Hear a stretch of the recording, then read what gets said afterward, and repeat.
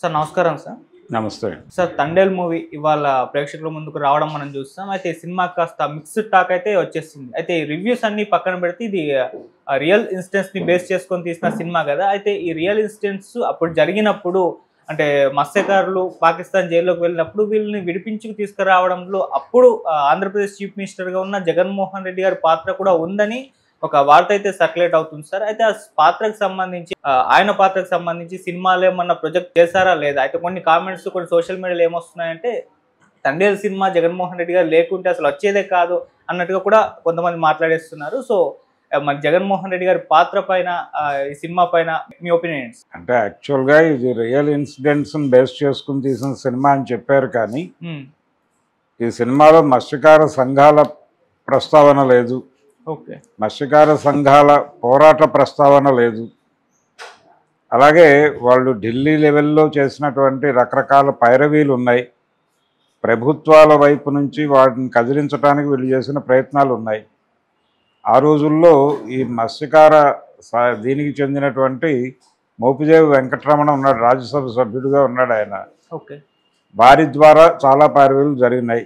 మోపిదేవి వెంకటరమణ అప్పుడు వైఎస్ఆర్సీపీలో ఉన్నాడు. ఇప్పుడు ఆయన పార్టీ ఫిరాయించాడు. పార్టీ ఫిరాయించి వారు తెలుగుదేశం పార్టీలో ఉన్నాడు ఇప్పుడు. ఒకవేళ జగన్మోహన్ రెడ్డి ప్రస్తావన చేయటం సినిమాకి ఇబ్బంది అనుకుని ఉంటే, జగన్మోహన్ రెడ్డి ముఖ్యమంత్రిగా ఉన్నాడు ఆ టైంలో, ప్రభుత్వం నుంచి వాళ్ళు మత్స్యకార కుటుంబాలకు సహాయం అనౌన్స్ చేశారు. అది కూడా ఎక్కడా ప్రస్తావించలేదు. అంటే ప్రభుత్వం సహాయం ఇచ్చింది అంటే అప్పుల వాళ్ళు వీళ్ళు తిండి లేక బాధపడుతుంటే అప్పుల వాళ్ళు వీళ్ళని టార్చర్ పెట్టడం అనే షాట్ ఒకటి పెట్టారు, కానీ ప్రభుత్వం ఒక 5 లక్షలు సహాయం చేసింది అనేది ఒక మాట ఉంది. దానికి సంబంధించిన ప్రస్తావన అసలు ప్రభుత్వాన్ని పట్టించుకోలేదు ఈ సినిమా. ఓకే. ప్రభుత్వాన్ని పట్టించుకోలేదు, మత్స్యకార సంఘాలని పట్టించుకోలేదు, వాళ్ళ పోరాటాలను పట్టించుకోలేదు, ఆ పైరవీని పట్టించుకోలేదు, బ్యూరోక్రాట్స్ ఎలా వ్యవహరిస్తారు ఇలాంటి విషయాల్లో అనేది పట్టించుకోలేదు. ఎంతమంది కష్టం వలన అక్కడి నుంచి ఒక పాజిటివ్ డెసిషన్ తెచ్చుకోగలిగారు అనేది లేదు. అదేదో దాని మానాన అది జరిగిపోయినట్టుగా ఉత్తరాలు వస్తూ ఉంటాయి. ఆర్డీఓ ఆఫీసో ఎంఆర్ఓ ఆఫీస్ నుంచో ఈ ఉత్తరం వచ్చింది అని చెప్తారు. అసలు అక్కడ కమ్యూనికేషన్ ఎలా ఉంది, వాళ్ళు అక్కడ నుంచి వీళ్ళని ఎలా కమ్యూనికేట్ చేశారు, వీళ్ళు వాళ్ళని ఎలా కమ్యూనికేట్ చేశారు అనటానికి ఏ రకమైనటువంటి ఒక సిస్టమ్ని ఫాలో కావాలి. అంటే వీళ్ళు అనుకున్న పద్ధతిలో సినిమా వీళ్ళకి ఇంట్రెస్ట్గా అనిపించింది ఒకటే ఎలిమెంట్. ఇందులో మనం దేశభక్తి చెప్పచ్చు, దేశభక్తి పేరుతో ముస్లింలను విలన్లుగా చూపించవచ్చు. ముస్లింలను విలన్లుగా చూపించడానికి పాకిస్తాన్ నేపథ్యం అద్భుతంగా ఉపయోగపడుతుంది. ఇది కనుక మనం బరస్ట్ చేయగలిగితే డెఫినెట్గా ఈ సినిమా పాన్ ఇండియా లెవెల్కి హిట్ అవుతుంది అనేది ఒక్కటే పాయింట్. వీళ్ళకి అంతకు మించి దీనిలో పాన్ ఇండియా మార్కెట్ని రెవెన్యూని చూశారు తప్ప ఆ రియల్ ఇష్యూస్ని వాళ్ళు పట్టించుకోవాలి. మార్కెట్ కోణంలోనే ఈ కథ కనెక్ట్ అయింది అరవింద్ గారికి. ఇందులో ఉన్నటువంటి పాకిస్తాన్ వాళ్ళు అమెరికా జైళ్ళలో వెళ్ళుంటే ఆయన పట్టించుకునేవాడు కాదు. అమెరికా జైళ్ళకు, ఈవెన్ బంగ్లాదేశ్ జైలుకు, శ్రీలంక జైళ్ళకు వెళ్ళినా పట్టించుకునేవాడు కాదు. పాకిస్తాన్ అనగానే ఆయనకు పూనకం వచ్చేసింది. దీనిలో ఒక అద్భుతమైన కమర్షియల్ పాయింట్ ఉంది. ఇంత కాన్ఫిడెంట్గా అరవింద్ గారి తప్పు చేయించాడని ఎందుకు చెప్పగలవంటే, ఆయన అఖండ సినిమా సక్సెస్ మీట్లో మాట్లాడాడు ఒకసారి చాలా కాలం క్రితం. మాట్లాడుతూ ఈ సినిమా శైవంలో నడిచింది, దీన్ని వైష్ణవంలో ఇలాంటి సబ్జెక్టు ఇంతే పవర్ఫుల్గా వైష్ణవంలో నడిపి పాన్ ఇండియా లెవెల్లో రిలీజ్ చేస్తే పెద్ద హిట్ అయ్యేది అన్నాడు ఆయన. అంటే ఆయన బ్రెయిన్లో దానికి సంబంధించిన ఆలోచనలు నడుస్తున్నాయి. ఈ మాట అన్న మూడ్లోనే దీన్ని ఖాయం చేశాడు ఆయన. ఆ రోజున అఖండ ఫంక్షన్లో ఆయన అన్న మాట అంటే చందు మొండేటి కూడా ఎక్కడ కనెక్ట్ అయ్యాడు ఆయనకి. ఆయన కార్తికేయ అనేటువంటి సినిమా చేశాడు.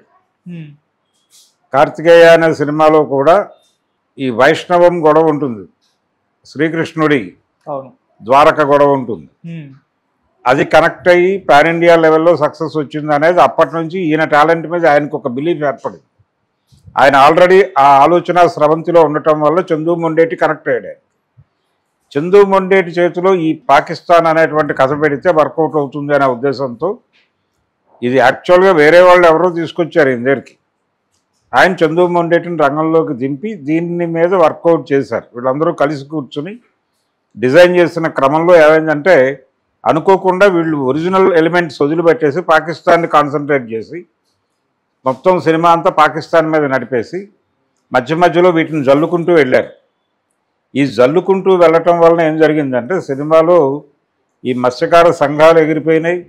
చివరిలో ఆ పేపర్ కటింగ్స్ పోస్ట్ చేశారు. మత్స్యకార సంఘాలు చేసినటువంటి పోరాటాల తాలూకా పేపర్ కటింగ్స్ అన్నీ పోస్ట్ చేసేసారు. అదే న్యాయం జరిగింది అనుకోవాలి వాళ్ళు. ఓకే.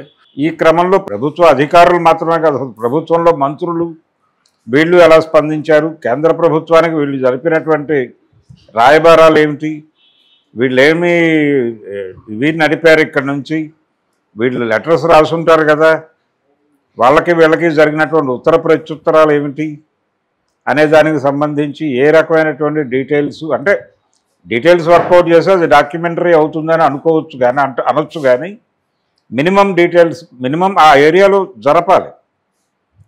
ఎందుకు జరపాలి అంటే దీనిలో చాలామంది ఇన్వాల్వ్ అయి ఉన్నారు. ఈవెన్ ఇప్పుడు జగన్మోహన్ రెడ్డి ఒకటే కాదు, మోపిదేవి వెంకటరమణ కృషి కూడా ఉంది. మోపిదేవి వెంకటరమణ కృషి ఉంది అని అనటానికి ఆయన కనెక్ట్ అయ్యాడు దీనికి. ఎందుకు కనెక్ట్ అయ్యాడంటే ఆయన కూడా అదే కాబట్టి, ఆయన కూడా అక్కడి నుంచి వచ్చినవాడే కాబట్టి ఆయనకి కనెక్ట్ అయింది విషయం. ఓకే. అందుకని ఆయన అక్కడ వాడే కదా, రేపల్ ఏరియా వాడే, అందుకని ఆయనకి తెలుసు ఈ కథ ఏంటనేది. అందుకని ఆయన కనెక్ట్ అయ్యాడు. అలా ప్రభుత్వం నుంచి సహాయం ఇప్పించడంలో ఆయన పాత్ర ఉంది. జగన్మోహన్ రెడ్డి కన్విన్స్ అయ్యాడు. జగన్మోహన్ రెడ్డికి విషయం అర్థం చేయించి అతని ద్వారా కొంత కరస్పాండెంట్స్ నడిపించారు. ఈ కరస్పాండెంట్స్ నడవటము దాని గురించి అంటే అసలు అవన్నీ అక్కర్లేదు కానీ ఒకటే చెప్తారు. ఇప్పుడు సీరియస్గా అడిగితే అక్కడ ఒక ప్రభుత్వ అధికారి పాత్ర ఒకటి ఉంది. ఆ ప్రభుత్వ అధికారి గారు పాజిటివ్గా రెస్పాండ్ అయ్యారంటే జగన్ అయినట్టే కదా. అందులోనే మీరు జగన్ని చూసుకోండి, అందులోనే మత్స్యకార సంఘాలను చూసుకోండి, అందులోనే మోపిదేవి వెంకటరమణను చూసుకోండి అని చెప్పచ్చు. ఓకే. జస్టిఫికేషన్ కోసం. కానీ అది చాలదు. బ్యూరోక్రాట్స్ మొదట వీళ్ళ గొడవలు విన్నారు అని నేను అనుకోవట్లేదు. దానికి కొంత ప్రెజర్ తీసుకొచ్చిన తర్వాత సంఘాల వాళ్ళు వెళ్ళి గొడవ చేసిన తర్వాత ఒక ఆందోళన క్రమంలోనే జరిగింది ఇదంతా. దీన్ని ప్రజల దృష్టికి తీసుకెళ్ళడానికి వాళ్ళు ప్రెస్ కాన్ఫరెన్స్లు పెట్టారు, మాట్లాడారు, అనేకం జరిగినాయి. అవన్నీ ఉన్నాయి వాళ్ళ దగ్గర, పేపర్ కటింగ్స్ ఉన్నాయి. ఆ ఉన్న విషయాల్ని ఎందుకు మీరు కథలోకి ఇన్వాల్వ్ చేసుకోలేదు? అనేక ఎలిమెంట్స్ ఉన్నాయి. మత్స్యకారులు పడేటువంటి ఇబ్బందులు ఉన్నాయి. వాళ్ళు 9 నెలలు సముద్రంలోనూ 3 నెలలు ఇంట్లోనూ ఉండేటువంటి జీవితాలు, ఆ జీవితాల్లో ఉండే ఘర్షణ అని చెప్పచ్చు బలంగా. ఈ ప్రయత్నాలు ఏవి ప్రాపర్గా డిజైన్ కాల. అందుకని సినిమా ఒక అంటే బాగుంది బాగాలేదు అని చెప్పలేని ఒక పరిస్థితికి వెళ్ళిపోయింది. సో ఇలాంటి అంటే ఇది మేము ఫిక్షన్ చేశాము అని చెప్పచ్చు. వాళ్ళు ఫిక్షన్ చేశాము, దీనిలో మాకు అవసరమైన ఎలిమెంట్స్ తీసుకున్నాం, మిగిలిన దాన్ని మేము పట్టించుకోలేదు అనొచ్చు. సుష్మా స్వరాజ్ గారిని చూపించారు, అది అవసరం కాబట్టి, మార్కెట్ అవసరం. అది ఇవి కాదు. ఓకే. ఇది మార్కెట్ అవసరంగా కనిపించలేదు వాళ్ళకి. పైగా ఇప్పుడు ఇర్రెలవెంట్ అనుకున్నారు. రిలీజ్ టైంకి వాళ్ళు ఎవరు అధికారంలో లేరు కాబట్టి అది అక్కర్లేదు అనుకుని ఉండొచ్చు. ఓకే. జగన్మోహన్ రెడ్డి అని కాదు, వాళ్ళు ముఖ్యమంత్రి ఒక ప్రభుత్వం తాలూకా స్పందన గురించి రికార్డ్ చేసుంటే బాగుండేది. అప్పుడు ఎవరైనా ఉండుండొచ్చు అక్కడ ముఖ్యమంత్రిగా. ఏదో ఒక రెడ్డి పేరు, లేకపోతే రెడ్డి పేరు లేకుండా ఇంకేదో పేరో పెట్టేసి కూడా కథ నడపచ్చు. అసలు ఆ ఏరియాలోనే ఫోకస్ పెట్టలేదు. వీళ్ళ ప్రధాన గొడవ అంతా అక్కడ పాకిస్తాన్ గురించి చెప్పడం మీద ఉన్న ఉత్సాహం మిగిలిన విషయాలు చెప్పడం మీద లేదు. ఓకే. అందుకని పాకిస్తాన్ అనేటువంటి అభిప్రాయం కింద దేశభక్తి అంటే పాకిస్తాన్ని తిట్టడము, ముస్లింలని విలన్లుగా చూపించటము అనేది బ్రెయిన్లో ఫిక్స్ అయి ఉండటం వలన